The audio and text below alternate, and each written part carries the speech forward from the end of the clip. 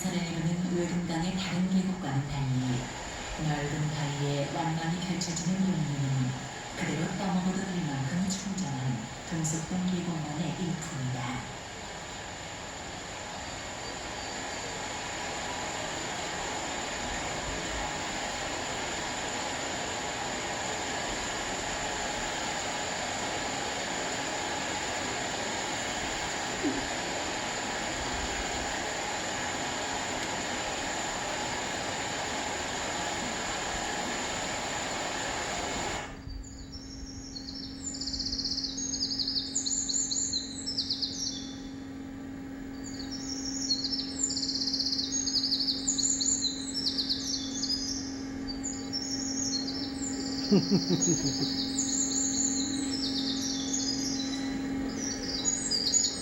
오구나, 금강산이 계절마다 각기 다른 이름으로 불리워진다는 사실쯤은 안다.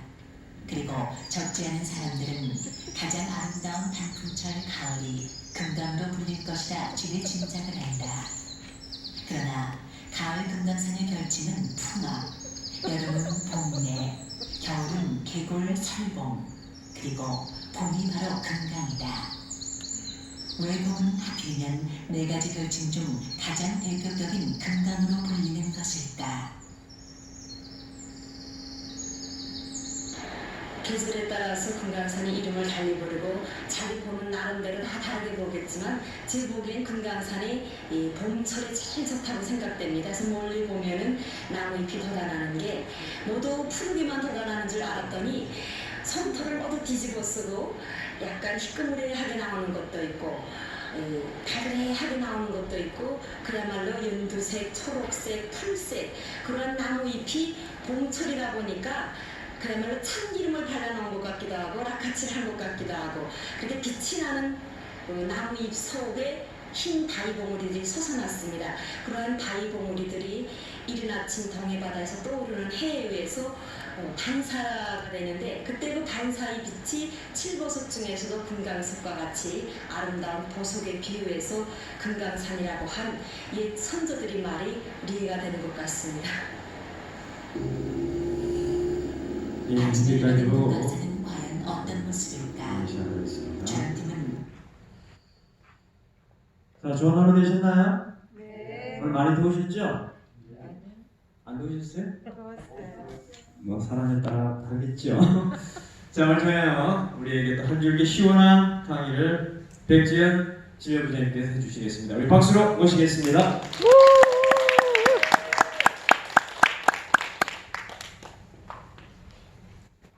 마스크 제가 좀 멀리 있으니까 못 하겠습니다.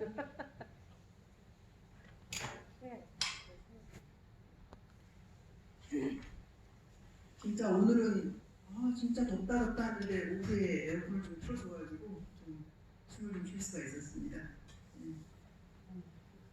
자, 오늘은 제가 수치료, 물치료에 대해서 여러분께 이제 강의를 하려고 준비를 했습니다. 제가 작년부터 이제 올해는 지금 올해 처음이죠. 작년부터 해오던 게 뉴스타트에서 거기 우리가 다 알고 있는 영양, 운동, 물, 햇빛, 절제, 공기 휴식, 믿음 거기에 대해서 제가 강의를 하고 있는데 영양과 운동은 저희가 다 했습니다. 이번에 할 것은 물에 관한 겁니다.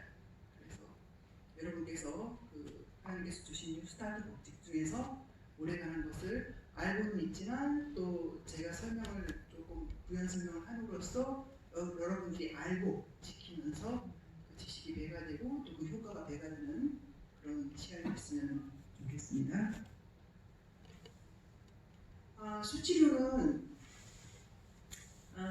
우리가 그냥 물 마시는 것이 가장 기본적인 수치료지만은 그 외에도 여러 가지가 있습니다. 그래서 액체를 이용하는 물, 기체를 이용하는 수증기, 고체를 이용하는 얼음, 그 물리학적, 화학적 성질을 이용해서 우리가 치료로서 이용하는 것을 전체적으로 수치료라고 합니다. 특히 물의 온도에 따라서 한 얼음이나 한랭에 그 물은 마취 효과를 내고요. 또 차물과 뜨거운 물은 자극 효과를 줍니다. 또 우리 체온과 비슷한 그러한 온수는 우리를 진정하게 하고 마음을 편안하게 하는 그런 역할을 하게 됩니다.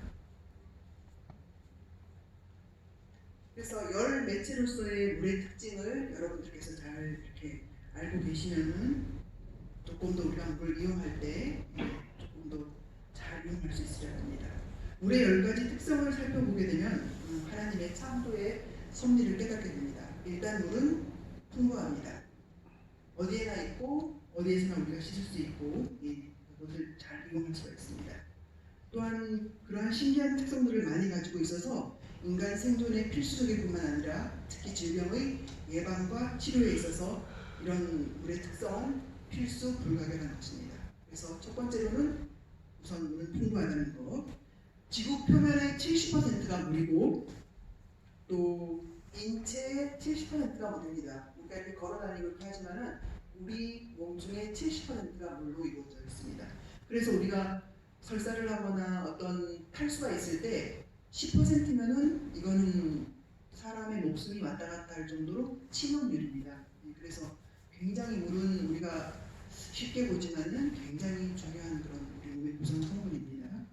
또한 인간의 음식물 섭취의 70%가 물입니다. 이 사실 자체가 최상의 삶을 위하여 물의 적절한 활용이 얼마나 중요한지 여러분께서 잘 볼 수 있을 것입니다. 두 번째로 물은 자극이 없습니다.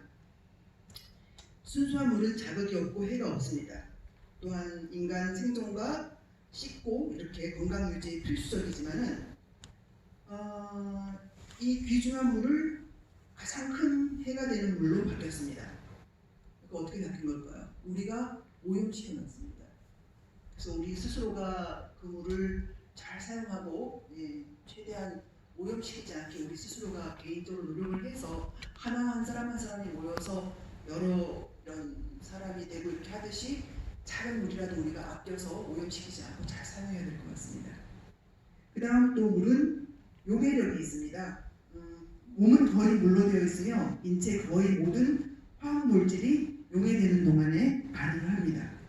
그래서 물은 그 쌍극성의 그런 분자를 가지고 있는데 물도 이런 그 자석은 아니지만은 그런 양극과 음극 같은 그런 한이 있습니다. 그래서 양극은 음극은 양극적으로 강하게 향하는 그런 경향이 있습니다. 그것을 쌍극성이라고 얘기합니다. 이런 쌍극성을 가진 그런 물의 성질은 우리가 어떤 미숫가루를 타거나 주스를 타거나 할 때 이 녹이는 역할을 하는 그런 그 용해력을 가지게 됩니다. 또한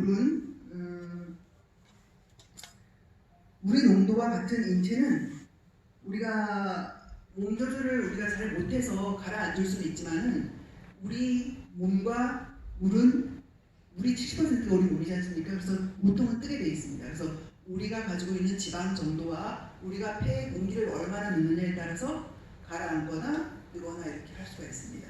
그래서 물의 농도와 질량이 신체 상태와 같다는 거. 그러니까 가장 깨끗하고 가장 우리 몸을 구성하는 중요한 성분이 물이라는 것을 다시 한번 여기서 이제 알 수가 있습니다. 또한 물은 점성이 있습니다. 점성이 있지만 그 점성이 쉽게 흘러내리고 쉽게 삼킬 수가 있습니다. 그래서 수도꼭지를 통해서 물이 잘 흘러내리고 목구멍을 통해서도 쉽게 통과할 수가 있습니다. 우리가 글리세린이라고 알고 계시죠? 물은 글리세린처럼 점성은 좋습니다. 점성은 좋으나 유동성이 낮거나 다른 기름과 같이 점성과 유동성이 다 낮은 상태와는 달리, 그러니까 물은 글리세린처럼 점성도 있지만 그 대신에 글리세린은 유동성이 없거든요. 그렇지만은 우리 물은 유동성도 좋다는 얘기죠. 그런 특성이 뛰어나기 때문에 일상생활에서 우리가 씻거나 어떤 치료를 할 때 아무 해가 없이 잘 사용할 수가 있다는 말입니다. 또한 표면 장력이 우리가 있습니다. 그래서 그 모든 액체는 표면 장력이 있기 때문에 다른 액체들보다 그 표면 장력들이 특이하게 높습니다. 그래서 우리가 우리 몸에 붙은 이런 기름 같은 것들이 사실 좋은 기름 같은 것들이 물로 잘 씻기진 않습니다. 하지만 우리가 지저분한 기름이나 지저분한 이런 어떤 액체 같은 것들, 고체 같은 것들 묻었을 때는 우리가 뭘 사용해야 되죠? 세제나 비누 같은 거를 사용해야만이 그걸 씻어내려갈 수 있습니다. 그래서 물이 무조건 다 뺏겨내진 않습니다. 그 표면 장력 때문에 우리 피부 같은 데 있는 그런 좋은 것들은 보호를 하고 지저분한 것들은 꼭 우리가 선택적으로 어떤 그 용매제를 사용을 해야지만 씻을 수 있도록 그렇게 우리 선택적으로 그렇게 사용하고 있습니다. 그래서 우리 피부에 있는 자연적인 그런 보호 성분은 제거하지 않습니다.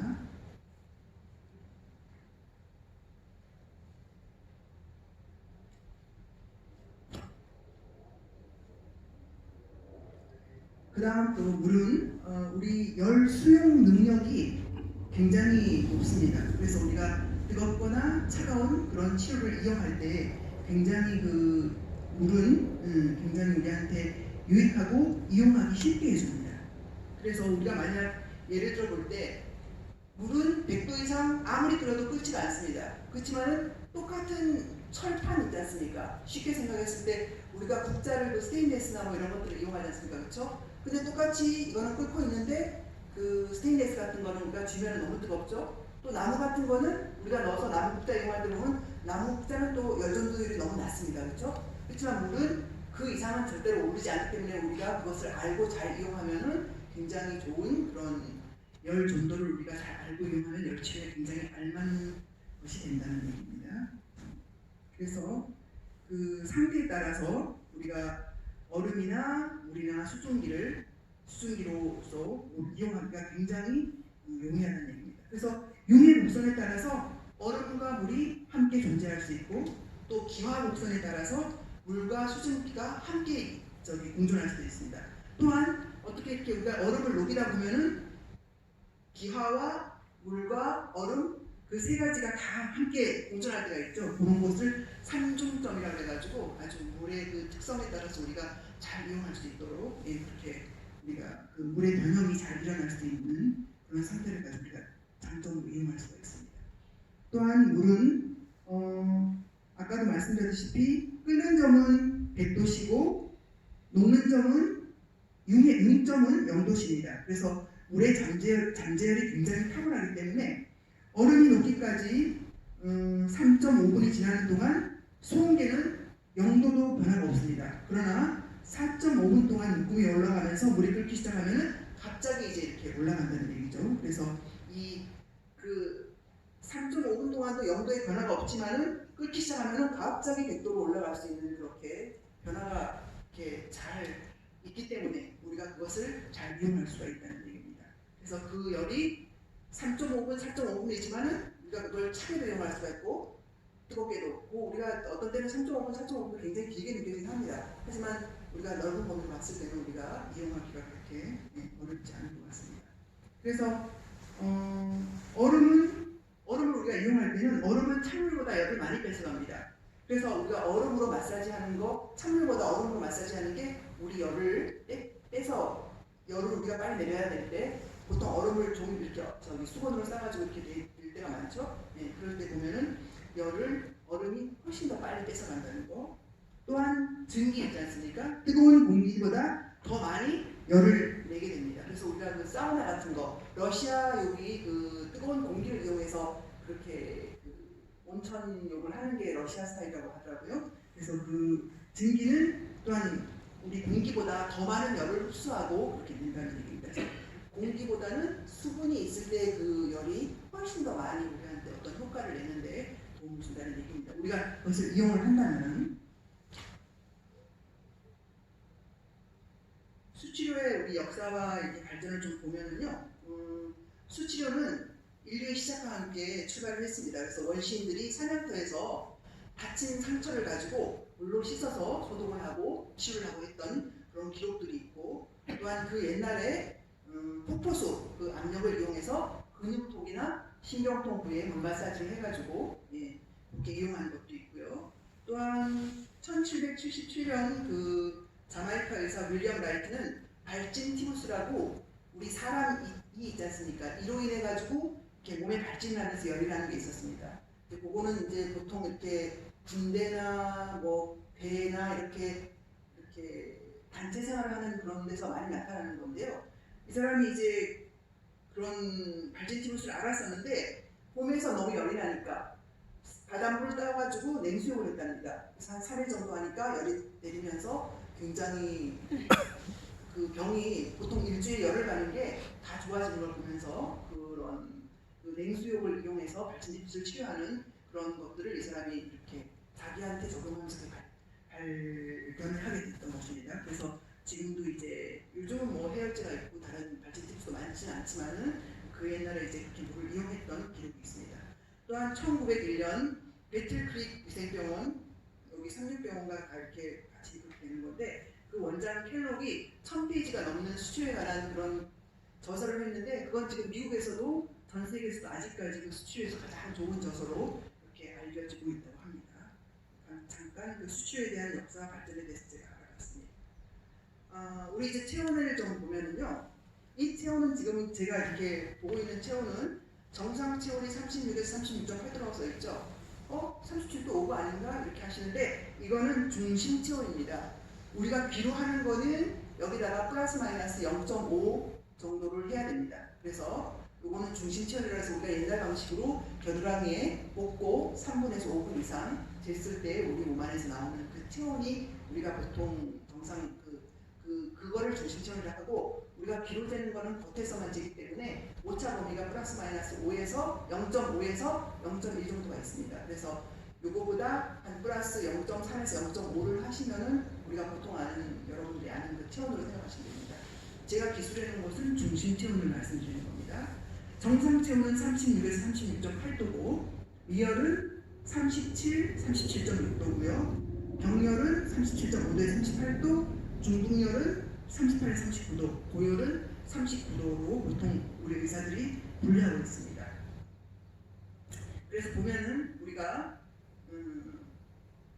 그 수치할 때 이용하는 것들이 이렇게 있는데요. 여기 보시면은 빅냉이라고 해가지고 0도에서 12도 되는 그 온도의 그 얼음이나 물을 얘기하는 겁니다. 이런 것들은 사실 오래 쓰면 세포 조직이 망가지니까 잠깐 우리가 잘 이용해야 되겠죠. 그래서 옛날에도 마취제나 이런 것들이 없을 때는 일부러 차게 한 다음에 뭐 수술을 하고 이렇게 했던 기록들도 있긴 합니다. 그래서 빅냉이라고 해가지고 요거는 0에서 12도 되는 물을 이용하는 겁니다. 그래서 요거는 마취 효과를 볼 때 우리가 갑자기 어떤 사고를 당했을 때 얼음 그걸 하는 것도 혈액을 이제 출혈을 먹게 하는 것도 있지만은 일시적으로 그 통증을 마취 효과를 잠깐 하는 그런 효과를 보기 위해서 얼음을 사용하기도 합니다. 그 다음에 한냉과 냉한 것이 있습니다. 요거는 보통 18도에서 24도 되는 건데요. 요거는 좀 자극 효과를 주는 겁니다. 우리가 어떤 뭐 냉수 마찰이라든가 이런 거 할 때 생각나시죠? 우리가 이 온도를 감이 잘 안 잡히시면은 목욕탕 갔을 때 이렇게 온도 적힌 거를 좀 상상을 하시면 그 온도가 좀 나옵니다. 그래서 우리가 보통 37도 정도면 들어가면 딱딱 알맞습니다. 이게 찬가? 따뜻한가? 찬가 따뜻한가? 이 정도가 37도입니다. 38도는 은근히 뜨겁습니다. 여기 굉장히. 그리고 40도는 진짜 뜨거운 걸 좋아하시는 분이 들어갈까 말까 이렇게 하는 겁니다. 우리는 발끝으면 막 뜨거워서 이렇게 하는 정도가 40도가 되는 거거든요. 그걸 생각하시면 목욕탕 들어갔을 때 온도를 생각하시면 여러분들이 그 온도가 어느 정도인지 잘 알 겁니다.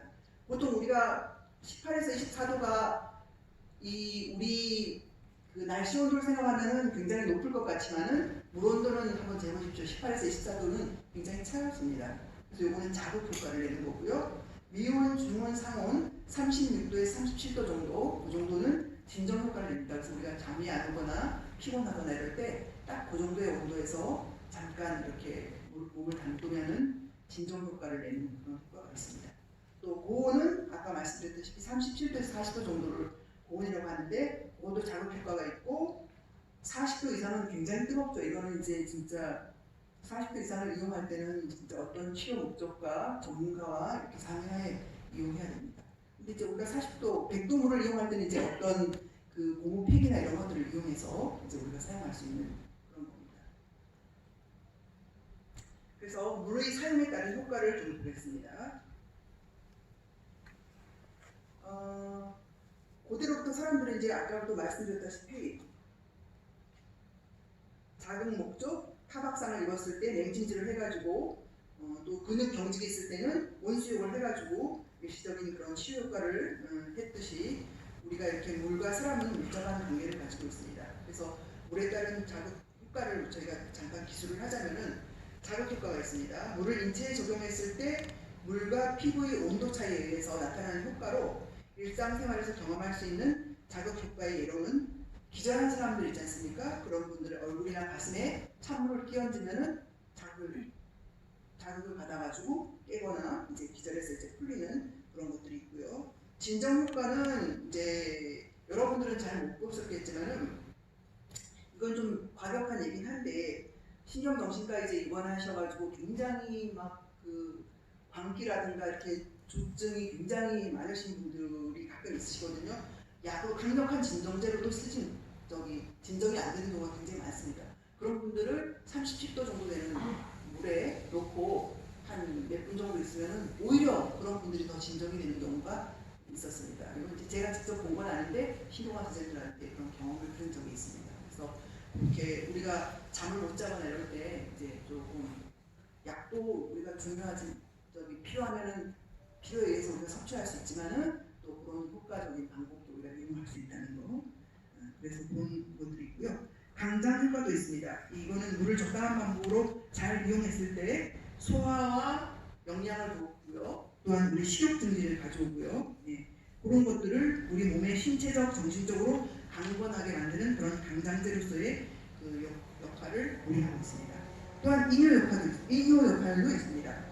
이거는 이제 외적으로 냉수를 적용시키면서 얼음물을 마시면은 일시적으로 혈관이 수축되면서 우리 몸에서 나머지 잉여되는 그런 소변 물들이 소변으로 급속하게 나올 수 있습니다. 이거는 요독증이 있는 사람들 있지 않습니까? 그런 사람들한테 우리가 이뇨 효과를 기대할 때 약 없이도 그렇게 사용할 수 있는 그런 방법이 있습니다.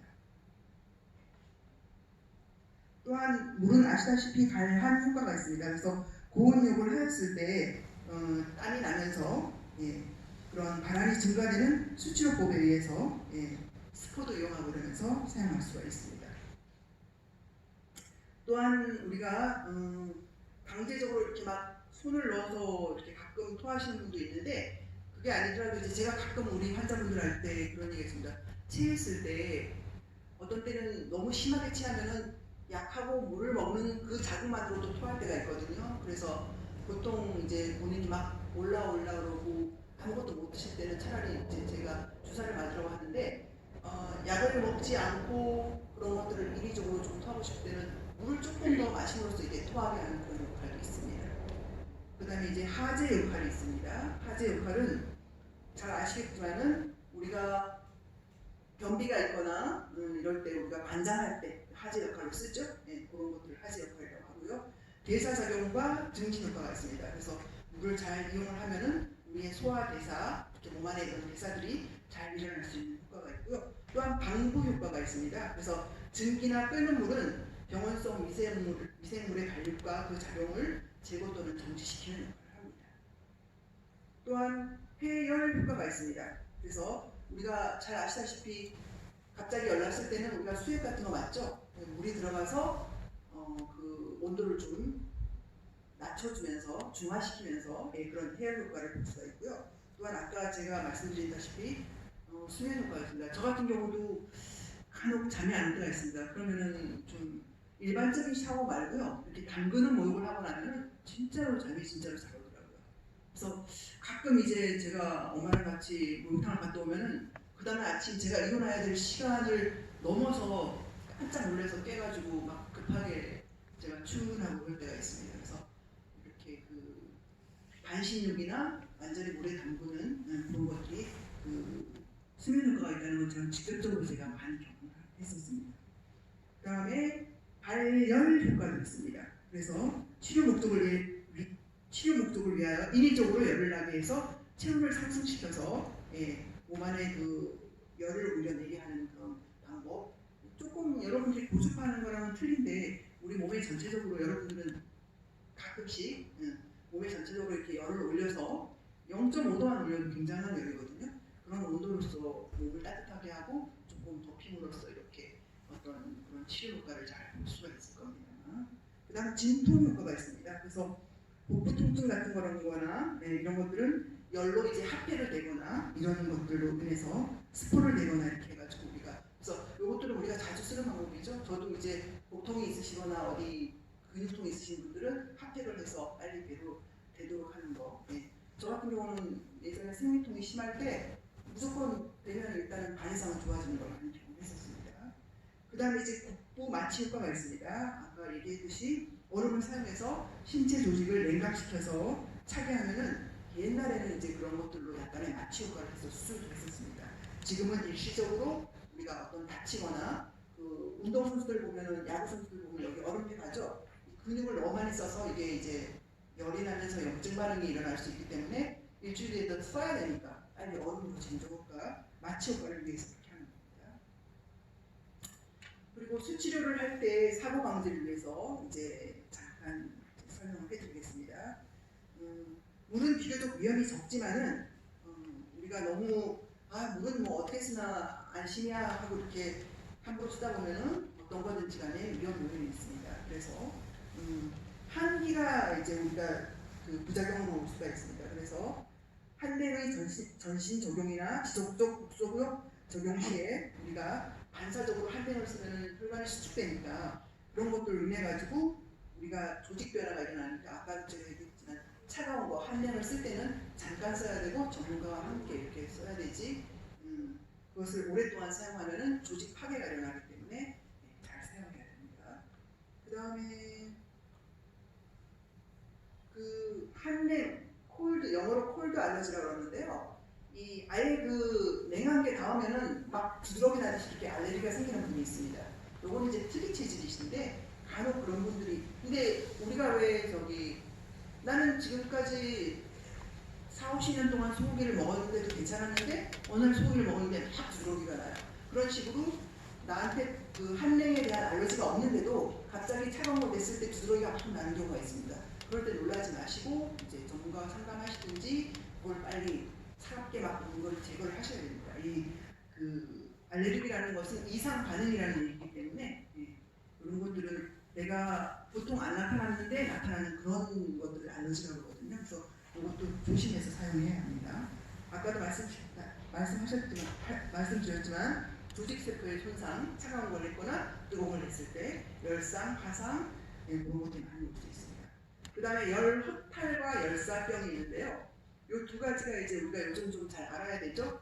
열허탈은 뭐냐면은 우리가 몸에 그러니까 더울 때 땀이 갑자기 나는데 우리가 물 보충을 안 했어요. 우리 몸 안에 물 보충을 안 하기 때문에 이 말초혈관이 막 이렇게 그 저림 증상이나 오면서 막 어지러우면서 쓰러지는 거거든요. 그거는 말초 쪽에서 일어나는 겁니다. 즉 쉽게 말하면은 물을 적게 마시고 땀을 많이 흘림으로써 손발이 건조증 오면서 막 이렇게 쥐나는 것처럼 그렇게 되면서 오는 경우가 많이 있습니다. 그게 열허탈이고요. 열사병은 뭐냐면요. 뇌에서 체온 조절이 안 되는 겁니다. 그러니까 열허탈은 이 말초에서 안 되는 거고 열사병은 너무 더운데 우리가 그 더운 것에서 그 우리 몸의 그 에너지를 초과해서 사용하거나 이제 그랬을 때 우리 뇌에서 열을 조절하거든요. 그 조절이 안 되는 겁니다. 그래서 이 열허탈과 열사병은 굉장히 틀립니다. 그래서 열허탈이 일어났을 때는 손발의 그런 것들 때문에 머리 쪽을 좀 낮춰줘야 되고 열사병은 머리 쪽을 약간 높이면서 빨리 물을 마시고 시원한 데 가서 치료를 해야 됩니다. 그래서 요거는 그리고 열허탈 같은 경우는 어떻게 해야 되냐면은 여러분들이 이제 운동을 여름에 더울 때 갑자기 많이 하셨을 때 막 어지러움을 느낄 수 있어요. 그래서 여러분들이 여름에는 꼭 운동 가시기 전에 물을 드시고 좀 30분이나 1시간 이상 운동을 하게 된다 그러면은 아주 그 소금이 있지 않습니까? 아주 연하게 이게 짠맛이 나는가 마는가 하는 정도의 그런 것들을 살짝 드시고 물과 함께 드시고 가시는 게 1시간 이상 운동할 때는요. 미리 물을 마셔야 됩니다. 우리 세포가 나 이제 물이 너무너무 지금 먹고 싶네 하면 이미 몸은 세포는 다 타버렸습니다.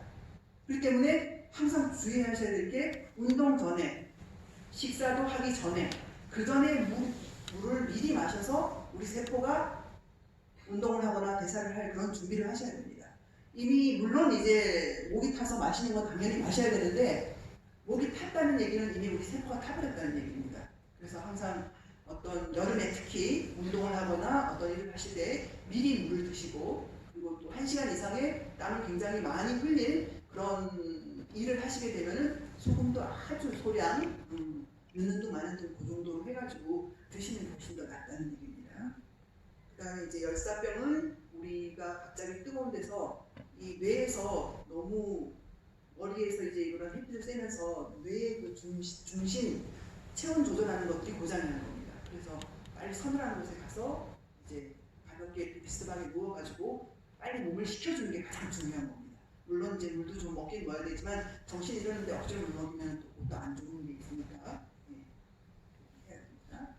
그 다음에 이제 뇌부종이 올 수 있는데요.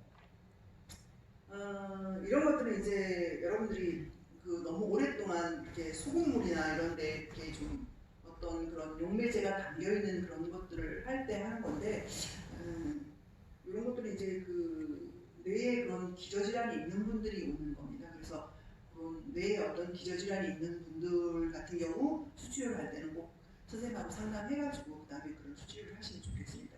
이 피지는 뭐냐 하면은 우리가 오래 있으면 몸에 발진 같은 것들이 막 날 수가 있습니다. 너무 오래 있으면. 그래서 가장 적당하게 우리가 해야 된다는 거 말씀드리셨고 또 피부 박리와 주름 이런 것들은 우리가 오래 목욕탕에 앉아 있으면 피부가 막 주름이 지면서 막 붉은다 그러죠. 네. 그런 것들이 더 오래 가면은 피부하고 그 살하고 이게 박리까지 올 수가 있으니까 그래서 우리 왜 가끔가다 이런 데 왜 너무 오래 있으면 살 여기가 막 들뜨면서 오는 거 있죠. 뭐 그럴 정도로 여러분은 안 하시겠지만은 그런 부작용들이 있을 수가 있다는 얘기입니다. 그래서 주의해서 하셨으면 좋겠습니다.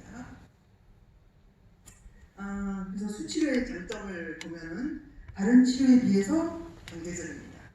돈이 많이 안 듭니다. 그 다음에 치료 온도 조절이 용이하면서 간편합니다. 아까 말씀드렸죠? 얼음, 물, 수증기 이용해서 하는데 그런 것들이 여러분들이 조절하기가 굉장히 간편하다는 얘기입니다. 그 다음 또한 가정에서의 치료가 가능합니다. 꼭 병원에서 해야 되는 게 아니라 가정에서 얼마든지 반신욕도 할 수 있고 어떤 필요에 따라서 차가운 거라든가 또 수증기를 이용해서 할 수가 있습니다. 제가 수증기를 이용해서 하는 거는 우리나라에서 많이 못 봤는데 태국의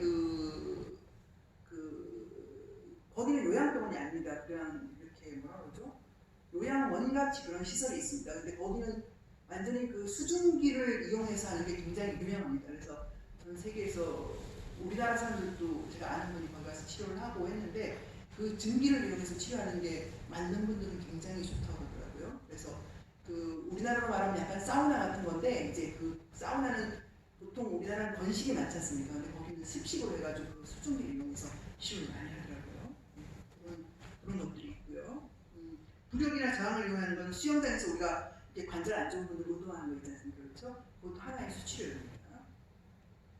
그 다음에 우리가 알다시피 여기다가 뭐 수돗물을 우려낼 수도 있고 어떤 소금을 타서 할 수도 있고 그래서 어떤 첨가물을 우리가 잘 탈 수가 있고요. 또 물의 형태는 아까 말씀드린 것과 같은 건데 고체, 액체, 기체 이런 것들을 이용할 수가 있고 그 다음에 압력을 이용할 수가 있습니다. 옛날 여러분들이 폭포수 밑에서 이렇게 떨어지는 그 압력에 의해서 이용하듯이 우리도 이것들을 압력을 이용해서 우리가 또 이용할 수가 있고요. 네, 그런 물의 기계적 작업과 또 물은 또 우리 몸을 잘 씻어주는 것만으로도 옛날에 그런 소독 효과를 봤다 그랬지 않습니까? 소독약이 발견되기 전에 그런 청결의 효과를 볼 수가 있고요. 네, 그런 좋은 점들이 많이 있습니다. 수치료의 단점은 뭐 특별한 부작용이나 위험은 없지만은 장시간 사용하였을 때 아까도 말씀했듯이 몸에 이렇게 끓는 그런 것들이 되면은 그런 것들이 왜 안 좋냐면 이렇게 몸의 형태가 변하게 되면 감염이 일어나기 쉽습니다. 그래서 여러분 항상 절제하면서 적당하게 이용하는 것들이 굉장히 중요합니다. 물론 이제 이렇게 큰 문제가 없다면은 이렇게 부종이 생겼다 하더라도 우리가 조금 기다리면 다시 금방 돌아오는 거 있긴 있지만은 이제 몸이 조금 약한 상태이신 분들 너무 오랫동안 치료하는 거는 조심하셔야 되겠습니다. 그리고 오늘 가장 이제 제가 강조하고 싶은 거는 물 복용하는 걸 제가 조금 이제 설명드릴게요. 가장 알고 계시겠지만은 물은 가끔 영양소로서의 중요성을 인정받지 못하나 우리 몸의 혈액, 신체 조직을 구성하고 영양소와 노폐물을 운반하고 체온을 유지하게 해주는 인간의 생명 유지에 필수적인 요소입니다. 일반적으로 하루에 성인에게 필요한 물은 8에서 10컵 정도입니다. 이 컵은 우리가 보통 그 종이컵이 보통 180이거든요. 근데 제가 얘기하는 여기서 8컵에서 10컵은 우리 머그컵 250짜리를 얘기합니다. 보통 컵이라고 하면은. 그래서 머그컵으로 8컵에서 10컵 아니면은 500짜리 우리가 물 많이 담아놓고 드시죠? 그 500짜리로 하루에 4통에서 5통. 네. 그러자면 대부분 이제 보면은 물 드실 때 왜 너무 많나요? 물 드실 때 오후 저녁 때서 드시려고 하면은 못 드십니다. 그만큼을. 더군다나 제가 가장 중요한 거는 밤에 잠을 잘 주무셔야 되거든요. 무엇보다도. 그러자면은 저녁에 그렇게 뒤늦게 드시면은 소변으로 2번, 3번 끼면은 벌써 잠의 질이 틀려지거든요. 그래서 여러분들 무조건 여기 계시는 분 대부분 6시, 7시면 일어나지 않습니까? 그래서 일어나자마자 물부터 오전 중에 벌써 일어나자마자 물 보통 한 3컵 정도는 드셔야지 하루 종일 8컵에서 10컵 드셨습니다. 저는 제가 이렇게 말씀드렸지만 여기 뉴스타트 뭐 물론 제가 하는 것도 있고 운동 같은 거 제가 막 하면 일주일에 막 제가 10km씩 막 걷고 또 안 하면 또 일주일 내내 안 합니다. 네, 근데 제가 여기서 매일매일 하는 거 제가 대학교 들어가는 순간부터 제가 대학교 들어가면서 기수가 있었는데 같은 방원 언니가 아침마다 물을 2-3컵씩 드시는 거예요. 제가 그걸 배워서 지금까지 제가 만약에 지금 아직 건강하다면은 저는 건강법칙 딱 하나가 이 물 마시는 겁니다. 저는 일어나면 물 2컵은 무조건 마십니다. 근데 이제 제가 물을 마시는 거를 설명드리는 데 있어서 심장 질환이 있으신 분들은 물을 한꺼번에 2잔을 다 드시면 안 됩니다.